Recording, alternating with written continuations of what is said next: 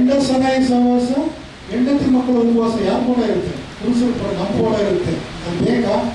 ಅದು ಬೇಡ ಅನ್ನೋಕ್ಕೋಸ್ಕರನೇ ಬಸವಣ್ಣ ಅವರು ಈ ಒಂದು ಬಸವ ಮಾರ್ಗ ಫೌಂಡೇಶನ್ ಅನ್ನು ಆರಂಭಿಸಿ ಈ ಒಂದು ವ್ಯಸನವನ್ನು ಬಿಡಿಸಬೇಕು ಅಂತೇಳಿ ಪ್ರಯತ್ನ ಮಾಡ್ತಾ ಇದ್ದಾರಲ್ಲ, ಸರ್ಕಾರವೇ ಅವ್ರನ್ನ ಗುರುತಿಸಿ ರಾಜ್ಯ ಮಟ್ಟದ ಅವಾರ್ಡನ್ನು ಅವರಿಗೆ ಕೊಟ್ಟಿದೆ. ಅದಕ್ಕೆ ಅವರಿಗೆ ಅಭಿನಂದನೆ.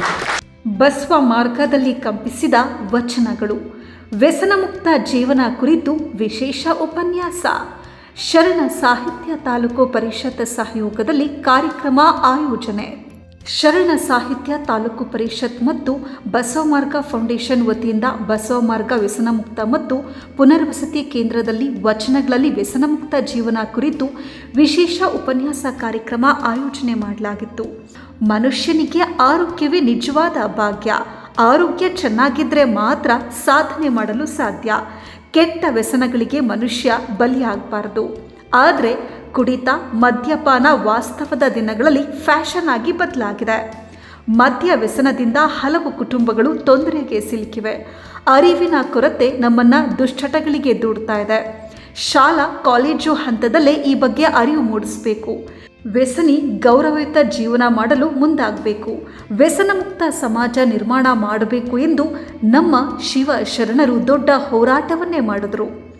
ಒಂದು ದೇಶವನ್ನು ಹಾಳು ಮಾಡಬೇಕು ಅಂದುಕೊಂಡ್ರೆ ಆ ದೇಶಕ್ಕೆ ಬಾಂಬ್ ಮತ್ತು ಗುಂಡುಗಳನ್ನು ಹಾಕುವ ಅವಶ್ಯಕತೆ ಇಲ್ಲ.